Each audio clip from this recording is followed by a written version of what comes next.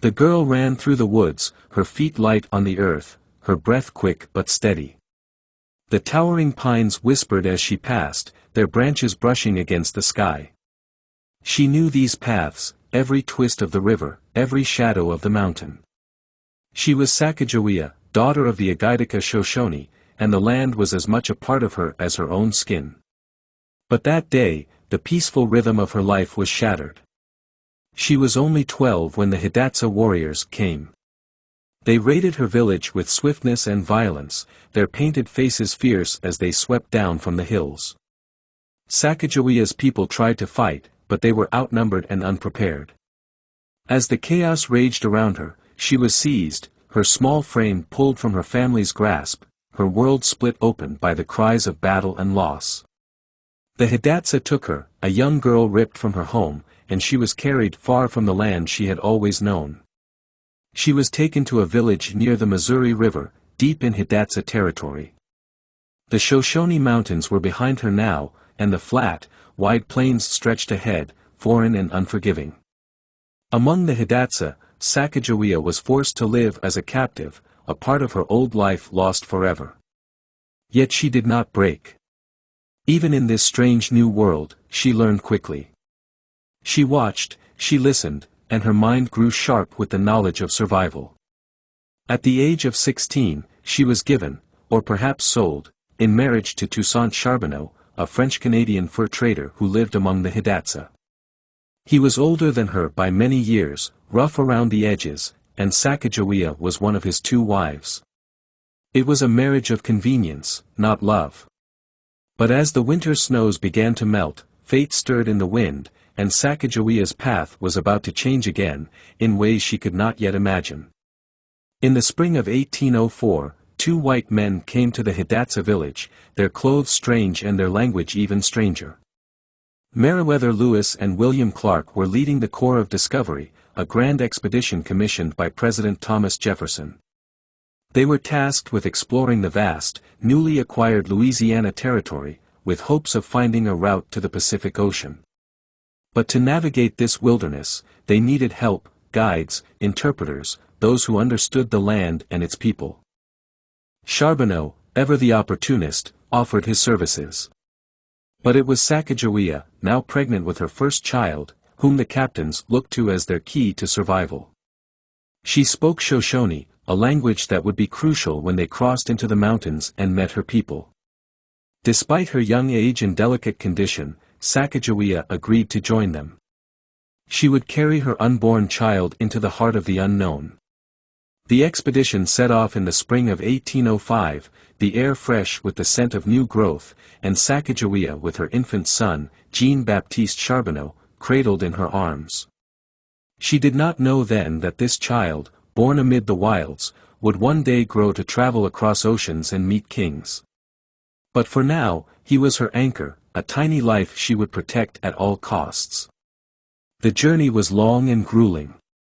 The men of the expedition fought against the current of the Missouri River, their arms aching as they pushed the boats forward. They marched through rainstorms, crossed treacherous terrain, and faced the threat of starvation. Sacagawea, with her quiet strength, became their lifeline. As the expedition approached the towering peaks of the Rocky Mountains, they knew they would need horses to continue. The only way to secure them was to find the Shoshone people. Sacagawea had been away from her homeland for years, yet now, as they crossed into the territory of her birth, her heart quickened with the memory of home. When the expedition finally encountered a band of Shoshone warriors, Sacagawea stepped forward to translate. As she spoke with the chief, her words faltered. She recognized him. He was her brother, Kamiwait, the boy she had last seen on that terrible day when the Hidatsa had taken her. The reunion was emotional, her brother's eyes wide with disbelief as he looked upon his long-lost sister. Sacagawea had returned, not as a captive, but as a leader among these white men who sought to pass through their lands. Because of her, the Shoshone agreed to provide the expedition with horses, and the journey could continue. Through sheer will and determination, the Corps of Discovery crossed the Rockies, endured the bitter cold, and navigated the unforgiving wilderness.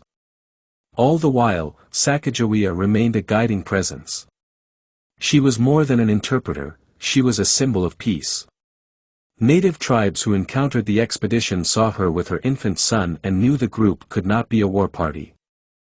When the expedition finally reached the mouth of the Columbia River and saw the vast expanse of the Pacific Ocean before them, there was a sense of triumph.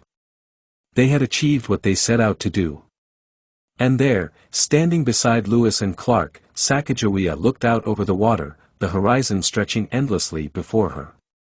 When the expedition returned to the Hidatsa village in 1806, Sacagawea had fulfilled her role.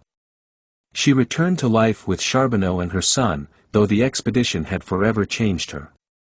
She had walked across the land she was taken from, reunited with her people, and made her mark on a journey that would reshape the future of the continent. Her life, after that, remains shrouded in mystery. Some say she died young, in 1812, in the shadow of another frontier fort. Others claim she lived much longer, traveling west once more to live among her people, passing away in 1884 on the Wind River Reservation. Regardless of the truth, her legacy endures. Sacagawea is remembered not just for the miles she traveled, but for the strength she carried within her.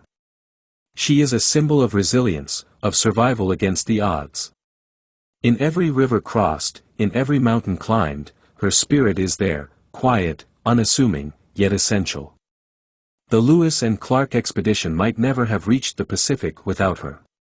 And history, too, might have forgotten the power of her quiet courage. But Sacagawea, the girl who was captured, the woman who guided, the mother who carried her child across the wild frontier, will forever be etched into the story of the American West.